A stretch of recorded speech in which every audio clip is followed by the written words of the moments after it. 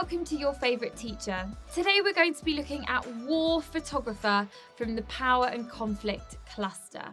In the age of selfies, Snapchat and paparazzi, we probably don't stop and think about the consequences of taking a picture as much as we should. Carol Ann Duffy's poem War Photographer addresses that question squarely, exposing not only the effects war has on individuals who cover its tragic events, but also the effects it has on us as a society who are constantly consuming images of war and disaster occurring around the world.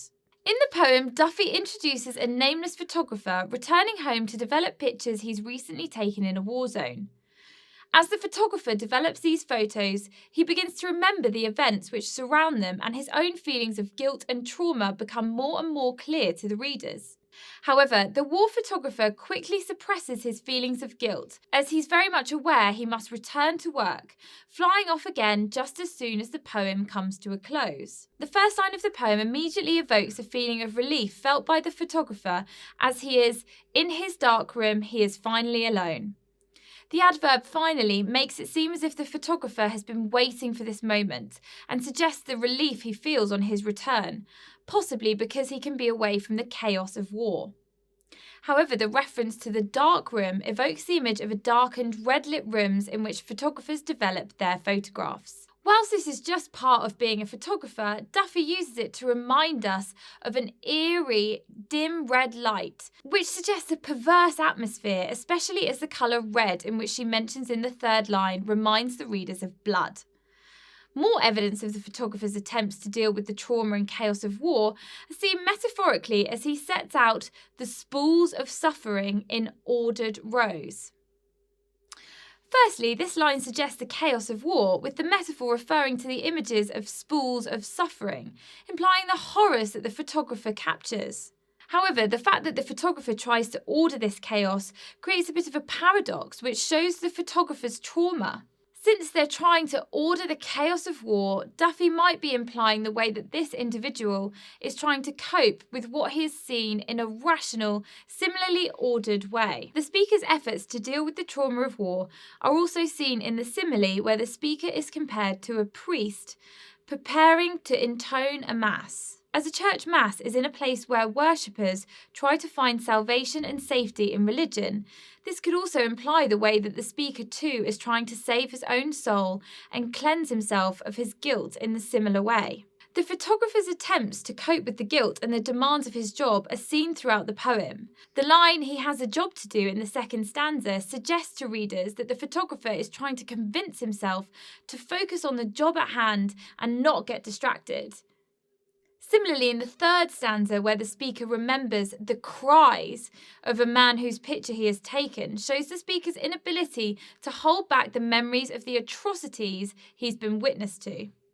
The third stanza in which this memory resurfaces also contains repeated use of vague language, referring to something happening as a memory occurs and to the man only as a stranger, helps to convey the idea that he, the photographer, has tried to block out the details of these events. The fact that Duffy writes he sought approval without words to do what someone must when describing the photographer taking a picture of the man dying as he remembers it. Again, the use of the word must here, just like the line "he has a job to do," the modal verb must sounds as if the speaker is trying to justify the photographer's job and rationalise his actions. By the end of the poem, however, Duffy moves the focus from the individual photographer to point the blame more generally at the public. First of all, the final stanza captures the photographer leaving the country again on a plane, looking down on the country in which he makes a living. Duffy writes that from the aeroplane he stares impassively at where he earns his living and they do not care. The photographer's stare being described with the words impassively implies that he is completely disconnected from his own grief and the morality he should feel for doing such a horrifying job. This unfortunately shows the worst sides of war. Though it can cause trauma and grief, it also forces us to disconnect from our own sense of morality like the war photographer has. As he's looking down from the aeroplane, he feels so far from the public and is shown to be very separate from the society in which he's living, implying that the war has changed him irredeemably.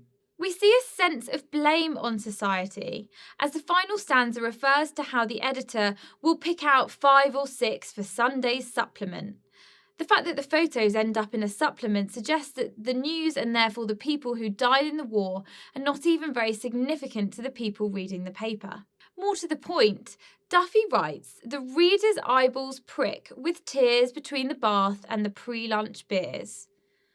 This sarcastic line implies the way that the news has become a very casual part of ordinary life, something which maybe affects us, but only momentarily.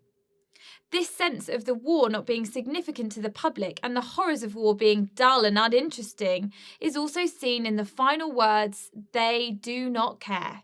Interestingly, though, we have seen how the photographer himself struggles to face his traumas and must overcome an attempt to justify his job.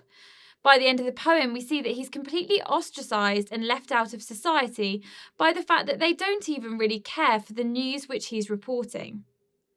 Overall, Duffy's poem doesn't just show the effects of war on individuals morally, she also tries to show the way memory can haunt us and the way that people's role in society can sometimes mean that they are estranged and left out. This is the photographer who in the end is separate from the rest of the public and becomes someone whose job and life they don't care about, just how they don't care about the people in the photographs.